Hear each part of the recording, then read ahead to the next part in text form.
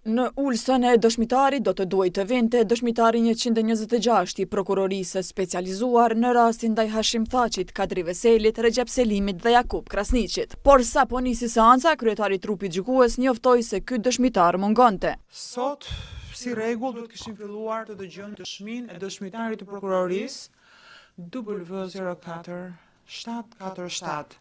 Sidoqoftë, dëshmitari nuk është në gjendje të vijë sot, edhe ZPS-ja do kërkojë të pranohet dëshmia e tij sipas rregullës 155. Nga prokuroria speciale thanë për RTK-n se ky ishte edhe dëshmitari i fundit i planifikuar i prokurorisë për këtë rast gjyqësor. Kështu të hënën përfundoi dhe lista me emrat e paraparë për dëshmi nga kjo palë. Pas disa diskutimeve në seancë private, palët folën për dëshminë e ish-komandantit Ismet Tara, i cili kishte insistuar se intervista që ishte treguar nga prokuroria nuk ishte e tij.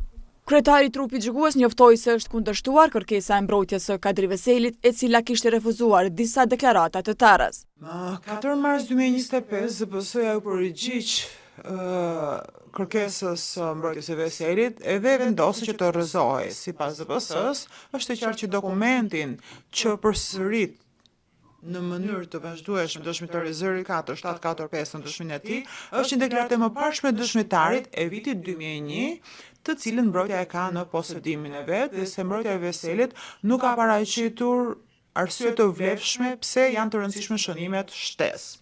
Me që palët nuk kishin asgjë për të diskutuar në seancën e cila zgjati më pak se një orë, Smith njoftoi për anulim të seancave të parapara për këtë javë. Seancën e radhës do ta planifikojmë. Besoj që nuk është me datë 15 prill, apo jo, sepse ca vet nuk do jenë të pranishëm, kështu që do ta bëjmë pas datës 15. Dhomat e specializuara kishin planifikuar që gjatë kësaj jave të mbanin 4 seanca gjyqësore, por sipas kalendarit gjykimi do të vazhdojë pas më shumë se 2 javësh pushim.